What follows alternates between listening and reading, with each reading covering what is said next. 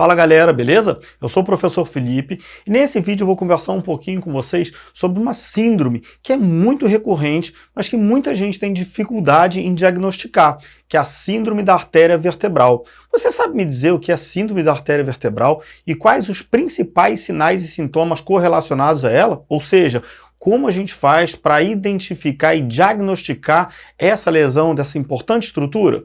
É isso que a gente vai falar logo depois da nossa vinheta. E se você curtiu o nosso material, eu peço, se inscreva no nosso canal, ative o sininho de notificação para você estar sempre por dentro de tudo que a gente está postando de novidade para vocês. Então segura aí a vinheta, que logo em seguida a gente já vai falar sobre síndrome da artéria vertebral e sobre as principais consequências dessa síndrome, ou seja, os principais sinais e sintomas.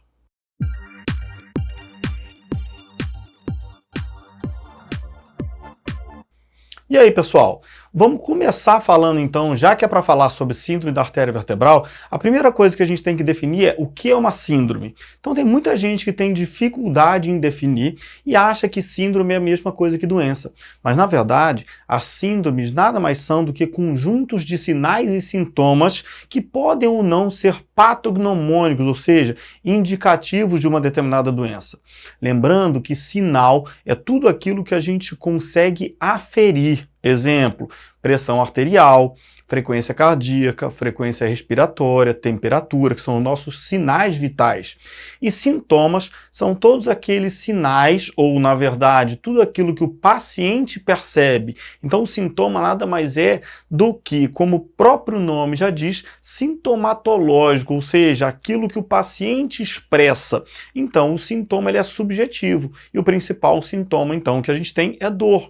Mas a gente pode ter sintoma de dor, sintoma de queimação, sintoma de pulsação, sintoma de parestesia, que é alteração de sensibilidade na forma de formigamento. A gente pode ter vários sintomas diferentes. Então, quando a gente pensa em síndrome da artéria vertebral, a gente está falando de um conjunto de sinais e sintomas característicos, então, da lesão da artéria vertebral. E a gente vai ter vários tipos de lesão. Quando a gente pensa em lesões, então, quando a gente fala em alterações vasculares, a gente tem três principais tipos de alterações vasculares. Que alterações são essas? Eu posso ter uma obstrução total de uma artéria, eu posso ter uma obstrução parcial de uma artéria e eu posso ter a ruptura da artéria. Qual é o grande problema ou quais são as consequências disso? Tanto nas obstruções quanto nas rupturas, o que vai acontecer de consequência é que você vai cessar ou você vai interromper parcialmente ou totalmente o suporte sanguíneo para uma determinada região. E as consequências dessa interrupção parcial ou total vão depender de qual região aquela artéria irriga. Então, quando a gente está falando então da artéria vertebral, daqui a pouquinho a gente vai ver quais são essas regiões. Agora, essas obstruções ou essas interrupções, então, são o que a gente chama de isquemia, quando a gente tem, então, um evento obstrutivo, e ele pode ser parcial ou total. No caso do parcial, a gente vai ter uma hipóxia, que é uma redução do suporte de oxigênio para uma determinada região, e no caso da obstrução total, a gente vai ter uma isquemia. E no caso da isquemia, então, se deixa de chegar oxigênio completamente para uma determinada região, ele passa a ter, então, morte tecidual naquela região. Beleza, Felipe? Então, no caso da isquemia, eu tenho morte tecidual, é uma interrupção completa do suporte de oxigênio. No caso da hipóxia, é uma diminuição da quantidade de oxigênio. E no outro caso, que é o caso de ruptura, ele também vai ter uma perda total ou uma perda parcial, dependendo da intensidade da ruptura desse vaso. Mas diminui a pressão, diminui a chegada de sangue numa região, e se a ruptura for total, então cessa a chegada de sangue para aquela determinada região. Isso quando a gente pensa em alterações vasculares, beleza? E o que seria então a síndrome da artéria vertebral, que é o que a gente propôs então para a nossa aula de hoje? Antes de falar da síndrome em si, a gente tem que conhecer a anatomia desse vaso. Quais são os vasos que irrigam o encéfalo? Quando a gente está estudando irrigação encefálica, a gente fala muito do polígono de Willis. E tem uma aula aqui no nosso canal só sobre o polígono de Willis. Esse polígono de Willis, então, é um círculo, também chamado então por círculo de Willis, que vai irrigar todas as estruturas encefálicas, mas principalmente as estruturas cerebrais, né? As estruturas do telencéfalo, então o cérebro e as estruturas do diencéfalo também. Agora, Esse círculo de Willis ele é abastecido por 4 vasos principais. Que vasos são esses? As minhas 2 artérias vertebrais, que são ramos, então, da artéria subclávia. Então, cada artéria vertebral, ela sai de uma artéria subclávia, logo do terço proximal da artéria subclávia.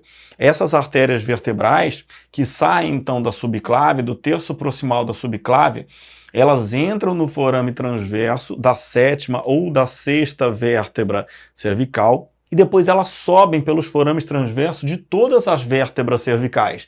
Então, quando a gente estuda a anatomia das vértebras, a gente percebe que as vértebras cervicais têm uma característica diferente. Que característica é essa? Presença dos forames transversos. Pelos forames transversos, então, sobe a artéria vertebral de um lado, a artéria vertebral do outro. Quando essa artéria vertebral passa, então, do forame transverso do Atlas, que é C1, essa artéria vertebral, então, ela entra na base do crânio através do forame magno e bem na base do crânio elas se fundem para formar a artéria basilar. Essa artéria basilar é que vai entrar, então, e dar origem ao polígono de Willis, que depois vai ser abastecido anteriormente pelas artérias carótidas internas. Então, as artérias carótidas internas entram no polígono de Willis para dar origem às artérias cerebrais médias. Beleza. Só que a gente não vai falar de polígono de Willis, a gente está falando, então, da síndrome da artéria vertebral. Então, eu tenho que pensar o seguinte: quando eu tenho o polígono de Willis, do polígono para frente, todo mundo que, porventura, tiver deixado de receber sangue por alguma alteração de vertebral, vai ser compensado pela chegada de sangue, então, das artérias carótidas internas.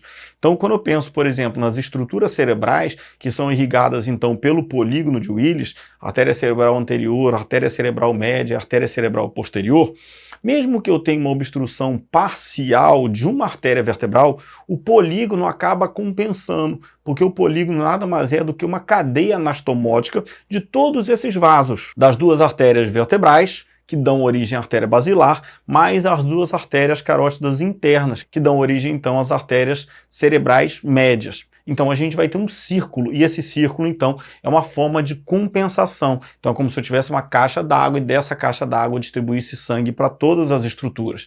Agora, e quem recebe sangue antes do polígono? É aí que entra, então, o sistema vértebro-basilar, e por isso é tão importante a gente entender isso. O sistema vértebro-basilar nada mais é do que o sistema de irrigação formado pelas artérias vertebrais e artéria basilar antes da chegada do polígono. Então, quando a gente está falando desse sistema, eu tenho que pensar aonde se posicionam esses vasos.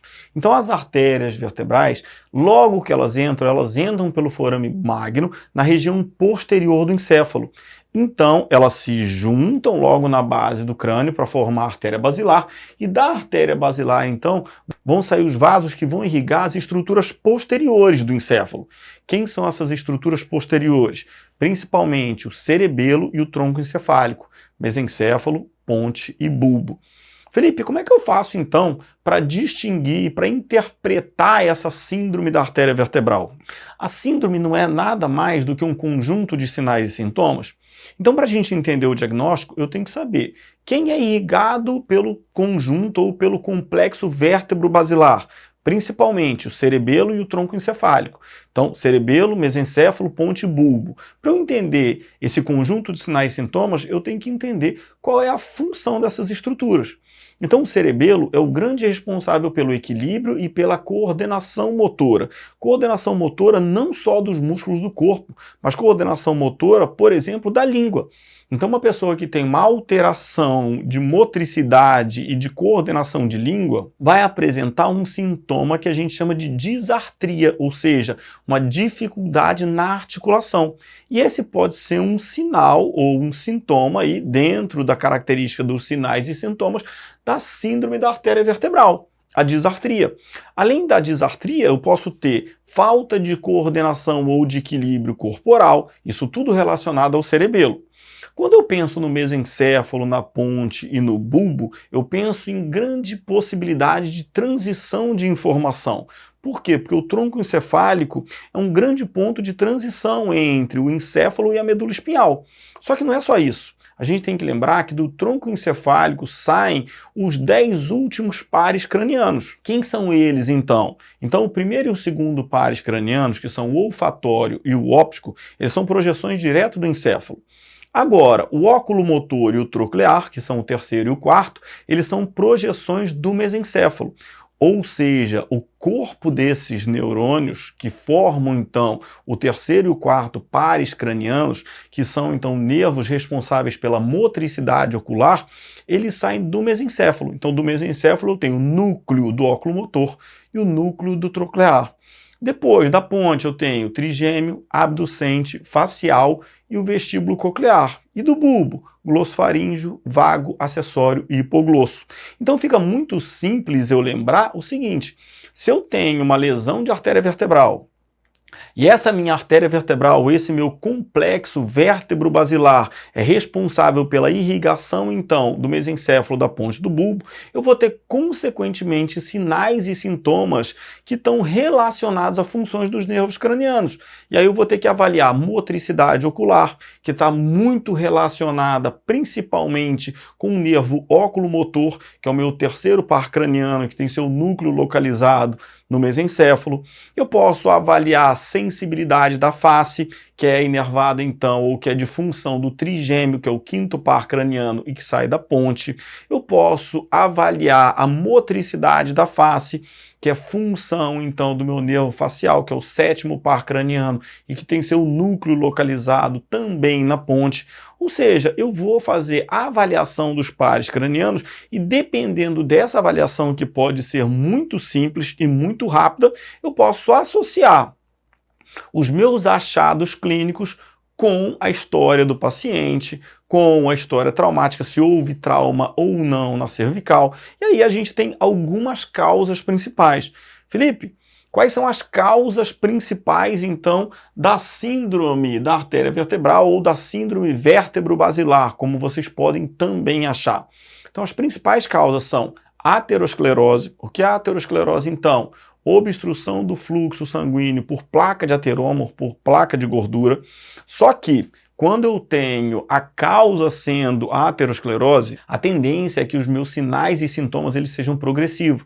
Por quê? Porque a placa não se instala de uma hora para outra. Ela vai gradativamente acumulando e gradativamente gerando obstrução.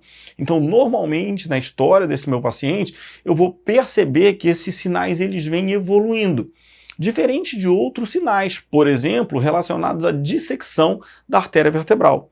Felipe, o que é a dissecção da artéria vertebral? Quando às vezes o paciente ele faz um movimento muito rápido de cabeça, como por exemplo nas manipulações vertebrais de cervical, pode acontecer a separação entre as membranas internas da própria artéria. E ela descola, a membrana interna da artéria, ela pode descolar e formar então um ponto de obstrução.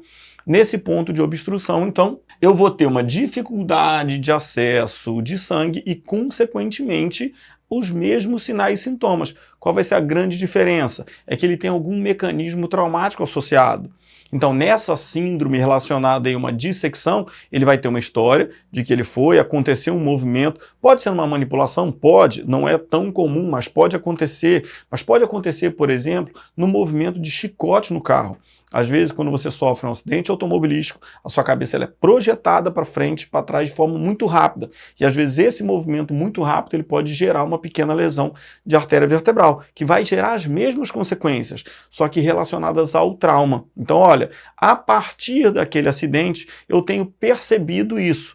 Tontura, perda de equilíbrio, alteração de sensibilidade na face, alteração de motricidade na face, dificuldade de articular a palavra, que é a disartria, ou seja, vários sinais e sintomas relacionados. Esses sinais e sintomas podem ser mais agudos ou menos agudos, mais intensos ou menos intensos.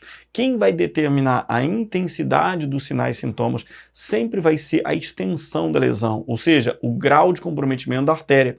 Essa artéria ela pode ser muito comprometida ou ela pode ser pouco comprometida. Então, dependendo do grau de comprometimento, eu vou ter sintomas mais exacerbados ou sintomas menos exacerbados. Então, essa exacerbação dos sinais e sintomas depende, então, do grau de comprometimento da minha artéria vertebral ou, em último caso, que é mais difícil acontecer, então, é o grau de comprometimento da artéria basilar. Felipe, mas por que fala, então, síndrome vértebro-basilar? Normalmente, as lesões e as obstruções estão associadas à artéria vertebral. Agora, pode estar associada à artéria basilar? Pode. Por que é mais comum estar associada à artéria vertebral? Porque as artérias vertebrais elas são menores e elas vão se fundir para formar basilar. Quando a gente fala, então, síndrome do complexo vértebro-basilar, é porque se a lesão for na vertebral, eu vou irrigar ou vou perder tanto aqui, que eu vou gerar uma diminuição na chegada de sangue na basilar, consequentemente todas as estruturas irrigadas pela basilar vão sofrer uma hipóxia, ou seja, ter uma diminuição desse suporte sanguíneo. Porém, quem é irrigada só por essa aqui vai deixar de receber oxigênio com muito mais intensidade. Por exemplo, segmentos da medula espinhal, que são irrigados só pela artéria vertebral, assim também como alguns músculos profundos do pescoço. E aí a pessoa pode ter alguns sinais mais característicos de um lado ou do outro. Quando a lesão é lá na basilar, então eu vou ter algumas lesões mais específicas de sistema nervoso central, ou seja, de cerebelo, de mesencéfalo, de ponte e de bulbo. Então essas características é que a gente vai ter que correlacionar os achados clínicos do paciente com a história da doença do paciente, se é evolutiva, se não é evolutiva, se teve algum trauma, se não teve algum trauma, se está progredindo, se não está progredindo, para poder avaliar, saber as características dos sinais e sintomas, para a partir desse momento, então, traçar a melhor estratégia de tratamento. E outra causa também que é muito comum aqui na síndrome da artéria vertebral é a formação de osteófitos, que são mais comuns, então, com a idade. Tanto a formação de placa de ateroma quanto a formação de osteófitos estão muito relacionados a pacientes mais velhos. Por quê? Porque com a idade a gente vai ter uma tendência, então, de ter acúmulo de placa de gordura. É muito mais fácil ou muito mais prevalente ver isso em pessoas mais velhas do que em pessoas mais jovens, que não tiveram tempo ainda para acumular essas placas de gordura, independente da qualidade de alimentação, com o tempo que isso vai se acumulando. Do mesmo jeito, então, que o aparecimento, a formação dos osteófitos, que nada mais são, então, do que pontas de osso, ou seja, anormalidades ósseas que vão crescendo. E essas anormalidades ósseas que vão crescendo, elas podem pinçar a artéria vertebral e, consequentemente, comprometer o fluxo da artéria vertebral, então, gerando o que a gente chama de síndrome da artéria vertebral. Beleza? Com isso, eu espero poder ter ajudado um pouquinho vocês. Se vocês tiverem interesse no nosso material completo, é só acessar o site que vai aparecer aqui embaixo para vocês, que lá vocês vão encontrar tanto material em texto quanto banco de imagens e a nossa videoaula. Acesse também as nossas redes sociais que vão aparecer aqui para vocês. Nas redes sociais a gente sempre está divulgando tudo que a gente está fazendo de novo, tanto no site quanto aqui no nosso canal. E se vocês gostaram do nosso vídeo, deixem seu like, se inscrevam no nosso canal e ativem o sininho de notificação. Isso é muito importante, tanto para o crescimento do canal, mas para vocês estarem sempre sendo notificados também de tudo que a gente está postando de novidade para vocês, beleza? Um abraço, bons estudos e até a próxima.